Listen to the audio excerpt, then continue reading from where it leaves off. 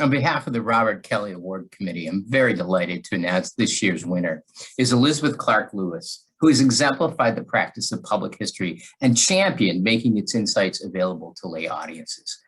Dr. Clark Lewis is deserving of this award for decades of service as founder and director of the public history program at Howard University, which has launched a generation of practitioners in the field. They have reshaped the methods, practices, and the scope of the discipline, and for her service on the executive board of the Organization of American Historians and the National Council of Public History, as well as the Association for the Study of African American Life and History. And now, of course, many of the work that she's done has been in the form of public outreach, documentaries, curatorial work, collaborations with the Smithsonian, the National Park Service, the National Archives. That's just to name a few. She's an excellent teacher and a mentor to her students. In fact, one student wrote in the application, due to her profound creative teacher abilities, many of Dr. Clark Lewis's continue to pay it forward by mentoring future generations, as well as making certain that students interested in the field understand the expectations and commitments required, not only to obtain a career, but to have one with meaning and sustainability. I think that speaks volumes about the kind of teacher, mentor, and professional that Dr. Clark Lewis is. So we congratulate you and we wish you the best. Hello, colleagues. How are you? My name is Vidette Coleman Robinson, and I am the Executive Director of the Association of African American Museums. It is my absolute pleasure to name or announce this year's Robert Kelley Award for the National Council on Public History. This year, I am so very honored and thankful to be able to announce that Dr. Elizabeth Clark Lewis of Howard University is this year's awardee. Dr. Elizabeth Clark Lewis is one of my mentors. And she is the mentor of so many and has actually trained so many public historians over the past 20 plus years during her time at Howard University and running that public history program.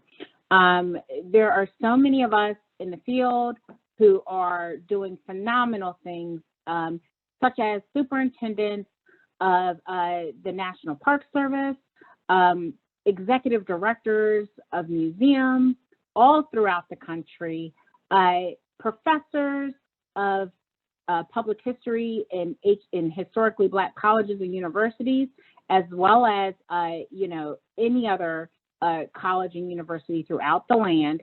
I always like to say, if there was somebody who came through Howard's program within the past 20 years, and they took a public history course, even if it was just an elective, they wound up learning so much that they became public historians by proxy, because you cannot be in a class with Dr. Clark Lewis, any of her public history classes, and not start working immediately.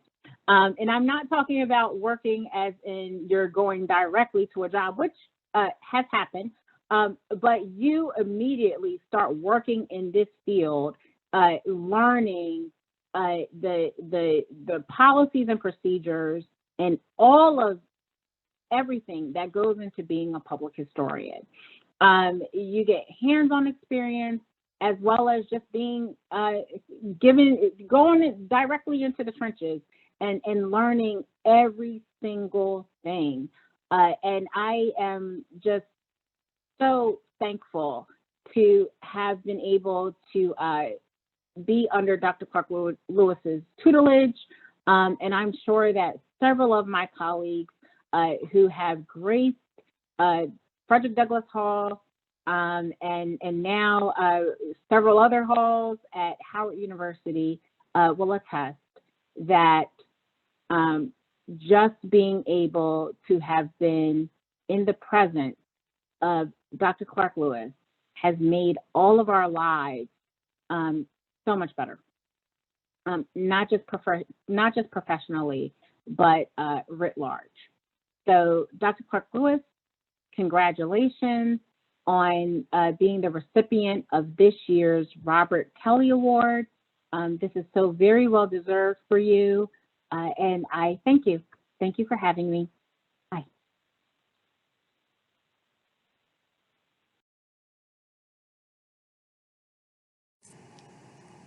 I thank the National Council on Public History for presenting to me the Robert Kelley Award. Humility is a recognition of yourself in relation to a peerless person. Dr. Carter G. Woodson, with a PhD from Harvard, published the Journal of Negro History, but spent the majority of his life writing and publishing books for educators and students in segregated schools, people in churches, and in the community. When I came home from college, determined to teach my parents, Edward and Jean Clark, the grandchildren of enslaved persons, African American history, I was shocked to hear how much of Dr. Woodson's research they had learned over 30 years before. My parents fought to get 6 children into integrated schools and into college because they, like Dr. Woodson, saw the future in each of us. My students, especially those in the public history program at Howard, allow me to see the future of history. Dr. Ida Jones, University Archivist, Morgan State University. Dr. Kenvy Phillips, Curator and Archivist, Harvard University. Dr. Joy Kennard, Superintendent at the Selma and Tuskegee National Park sites. Vedette Coleman Robinson, Executive Director of the Association of African American Museums. Dr. Lopez Matthews, Manager of the Digital Production Center, Howard University, as well as Dr. Jelani Cobb, Columbia University, Dr. Van Newkirk, who recently was appointed the President of Fisk University, and Ta-Nehisi Coates, an award-winning author. These are just a few persons that public history engaged as students and public history engendered their careers. Thank you very much to my former chair, Dr. Emery Tolbert, who encouraged a pioneering curriculum and classes at the Smithsonian, as well as many other local sites, including churches. I'd like to thank my current chair, Dr. Nikki Taylor, a staunch supporter of public history.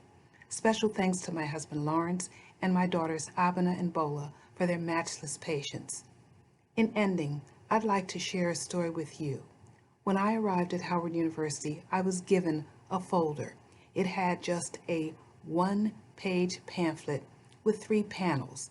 It was written by Dr. Kelley and others who, believe it or not, you could call with any public history questions and hear them as described by another author preaching the public history gospel. Again, this award, named for a person in the pantheon of scholars, Dr. Robert Kelley, truly has special meaning to me. Thank you very much for this award.